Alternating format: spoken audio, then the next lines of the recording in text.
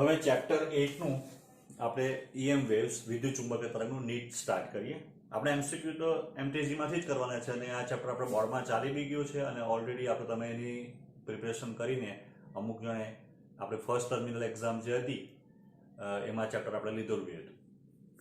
તો પહેલા આપણે થોડુંક જે છે એ રિવાઇઝ કરી લઈએ. એમાં સૂત્રો પર થોડો વધારે ભાર મૂકીશું. થિયરી જે છે તો ઓલરેડી આપણે એના વિડીયો છે તમારી પાસે. તમને કન્ફ્યુઝન હોય તો થોડા એ વિડીયો પાછા એકવાર રિવાઇઝ કરી લેજો. અન્યથા બહુ મને જરૂર લાગતી નથી. તમે સૂત્ર યાદ રાખશો તો તમે બધું ધીરે ધીરે યાદ આવી જશે. તો સૌથી પહેલા આવતું છે મેક્સવેલ. તો મેક્સવેલે ચાર જે પાયાના ઇક્વેશન જે છે કયા વિદ્યુત માટે ગાઉસનો નિયમ integration E dot dA is equal to sigma q by epsilon 0 બરાબર 5 ફ્લક્સ વાળું આપણું. ચુંબકીય ક્ષેત્ર માટે ગાઉસનો નિયમ ચુંબકીય ક્ષેત્ર રેખાઓ બંધ ગાળો રચે છે અથવા integration B dot dA is equal two 0. ચુંબકીય પ્રેરણ માટે ફેરાડેનો નિયમ E બરાબર -dϕ/dt ફ્લક્સના ફેરફારનો સમય તેનું ઋણ મૂલ્ય પ્રેરિત વીજચાલક બળ આપે.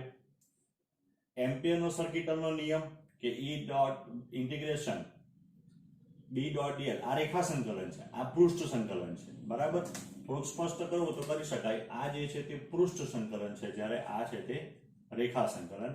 B dot dl equals to μ0 sigma i. ત્યાર પછી આપણે ચર્ચા કરેલી છે કે આ જે ચાર જે સમીકરણ છે એ પાયાના સમીકરણ બધી જે મેક્સવેલે સમીકરણોને ભેગા કરી એનું એકરૂપ કરવાનો પ્રયત્ન કર્યો ત્યારે એને કંઈક ખૂટતું દેખાયું અને એને ખૂટતી કડી ઉમેરી. એ કયું?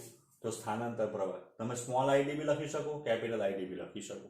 એ સ્થાનાંતર પ્રવાહ છે. એટલે મેક્સવેલ એમ્પિયરનો જે નિયમ છે એ શું બતાવશે? તો integration B dot dl equals to μ0 IC આપણો જે કરંટ છે તે વાહક કરંટ જે આપણે અહીંયા લીધેલો છે તે પ્લસ μ0 ID. ID એટલે સ્થાનાંતર પ્રવાહ, જેને આપણે અલગ અલગ સૂત્ર તારવી ગયા છે. તો એપ્સિલોન 0 એ બદલાતું જતું વિદ્યુત ક્ષેત્ર જે છે બે કેપેસિટરની બે પ્લેટ વચ્ચે બદલાતું જતું જે વિદ્યુત ક્ષેત્ર જે છે એ શું કરશે? તો સ્થાનાંતર પ્રવાહ ઉત્પન્ન કરે. તો એપ્સિલોન 0 એ d/dt.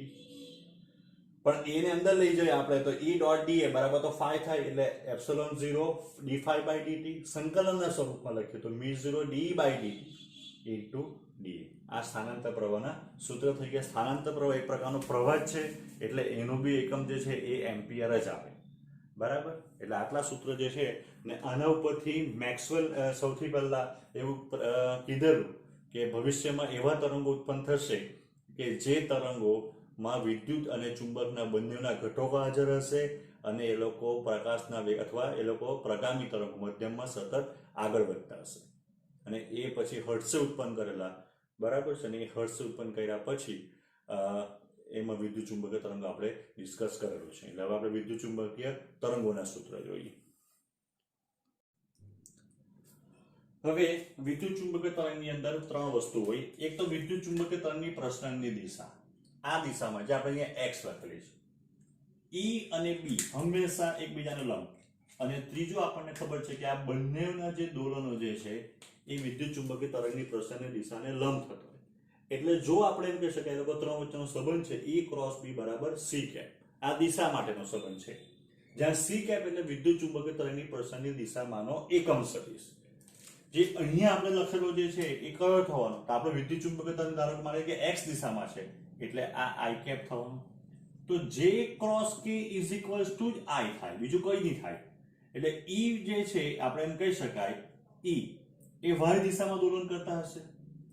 અહીંયા J કેપ આવે y એટલે જો E આ વેગની દિશા આવી ગઈ, આ E ની દિશા આવી ગઈ, તો હવે B ની દિશા કઈ દિશામાં થશે? Z ની દિશામાં. એટલે BZ સદિશ B0 K કેપ.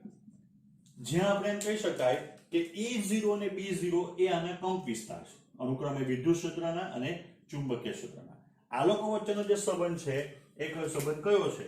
તો આપણે કહી શકાય કે E0/B0 E/B or ERMS over BRMS is equals to C. જ્યાં C આ જે C છે પ્રકાશનો વેગ છે 3 × 10⁸ મીટર પર સેકન્ડ.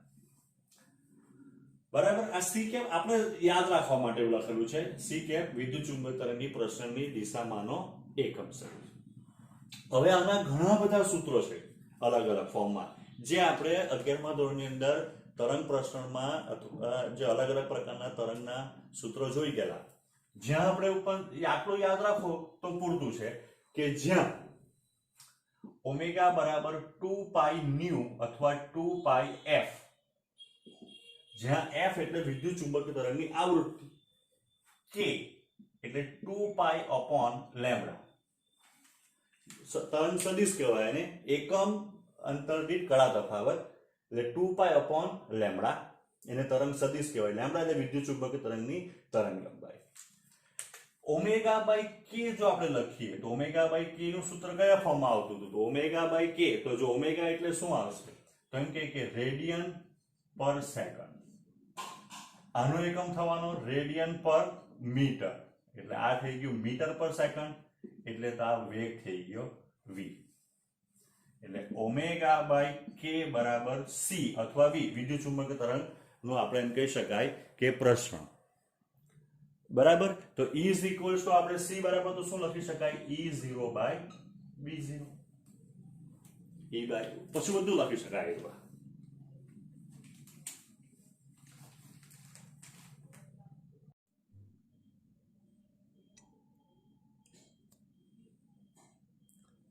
હવે વિદ્યુત ચુંબકીય તરંગનો અવકાશમાં એ તો આપણને ખબર છે, c બરાબર E0 બાય B0 બી આપણે જોઈ ગયા. પણ એ બરાબર થાય 1 વર્ગમૂળમાં μ0 એપ્સિલોન 0. μ0 એટલે શૂન્ય અવકાશની પરમિટિવિટી, એપ્સિલોન 0 એટલે શૂન્ય અવકાશની પરમિટિવિટી, આપણને ખબર છે. વિદ્યુત ચુંબકીય તરંગ કોઈ માધ્યમમાં વેગ પૂછેલો હોય તો v બરાબર 1 વર્ગમૂળમાં μ વર્ગમૂળની અંદર μ ઇન્ટુ એપ્સિલોન. પણ આપણને ખબર છે કે સાપેક્ષ પરમિટિવિટી એપ્સિલોન બાય એપ્સિલોન 0, તો ધેરફોર માધ્યમની પરમિટિવિટી જે છે એ એપ્સિલોન r ઇન્ટુ એપ્સિલોન 0, એટલે અહીંયા એપ્સિલોનની જગ્યા પર મૂકી દીધું epsilon r epsilon 0. Mu r સાપેક્ષ પરમેબિલિટી, તો માધ્યમની પરમેબિલિટી ના છેદમાં શૂન્ય અવકાશની પરમેબિલિટી, તો માધ્યમની પરમેબિલિટી બરાબર થઈ ગયું મ્યુ r ઇન્ટુ μ0, એટલે આ મ્યુની જગ્યા પર એ મૂક્યું, એટલે 1/μ0 એપ્સિલોન 0 તો c થઈ ગયું વર્ગમૂળમાં 1/μ0 એપ્સિલોન 0 c. તો જે માધ્યમમાંથી વિદ્યુત ચુંબકીય તરંગો પસાર થતા હોય એ માધ્યમનો વક્રી ભવનાંક શોધવો હોય તો વક્રી ભવનાંક શોધવા માટેનું સૂત્ર છે આપણી પાસે c/v. તો c/v કરો તો વર્ગમૂળમાં μ r એપ્સિલોન r, પણ એપ્સિલોન r એટલે આપણને ખબર છે ડાયલેક્ટ્રિક અચળાંક, એટલે એ kb લખી શકાય.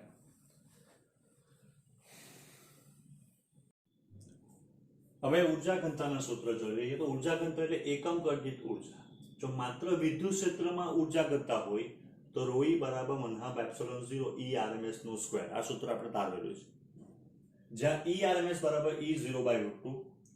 ચુંબકીય ક્ષેત્રમાં ઉર્જા ઘનતા હોય માત્ર ચુંબકીય ક્ષેત્રમાં તો ρb બરાબર 1/2 B RMS નો સ્ક્વેર અપોન μ0, જ્યાં આપણે એમ કહી શકાય કે B RMS એટલે B0 બાય √2, જે મહત્તમ મૂલ્ય મળે એના √2 માં કરો. વિદ્યુત ચુંબકીય તરંગ આખું અથવા વિદ્યુત ચુંબકીય બંનેના ક્ષેત્રમાં ઉર્જા ઘનતા, તો આપણે એવું કહી શકાય એના માટે કે ρ બરાબર ρe પ્લસ ρb.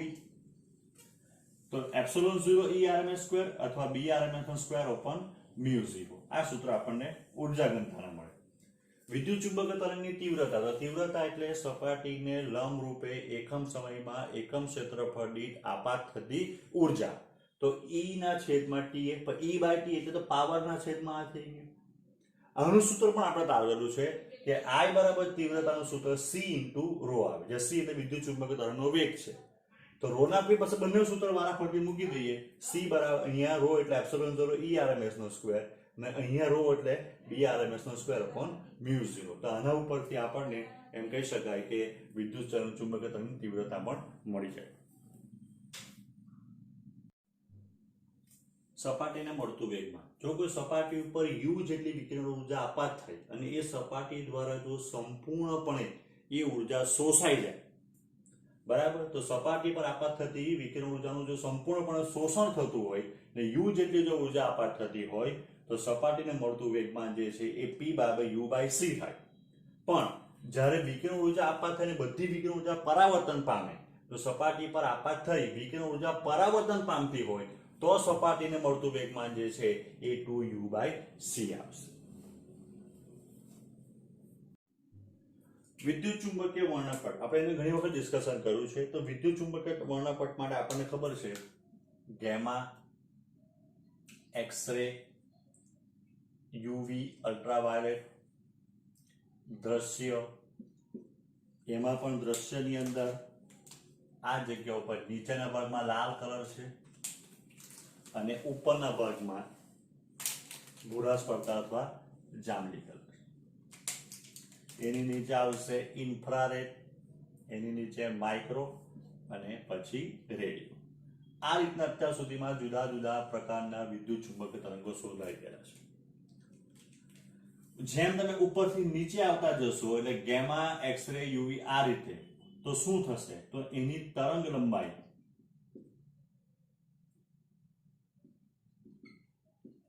વધે છે.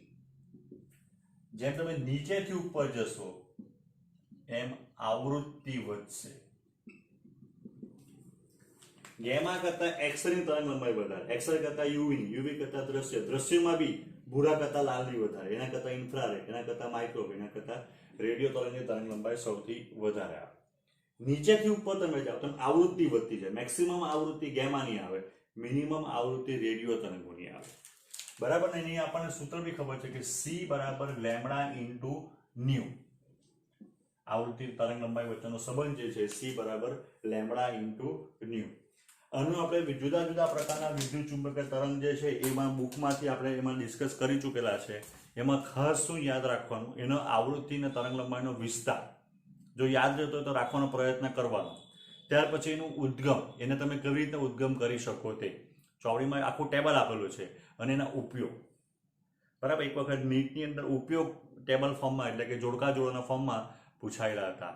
તો આટલા સૂત્ર અને આટલી આપણે એમ કહેવાય કન્સેપ્ટ જે છે એ વિદ્યુત ચુંબકીય તરંગમાં છે. પણ હવે નેક્સ્ટ વિડીયોમાં અથવા નેક્સ્ટ લેક્ચર જે આપણે જે કહેતા હોય એની અંદર આપણે હવે એમટીજી જે છે એ સોલ્વ કરવાનો ટ્રાય કરીશું.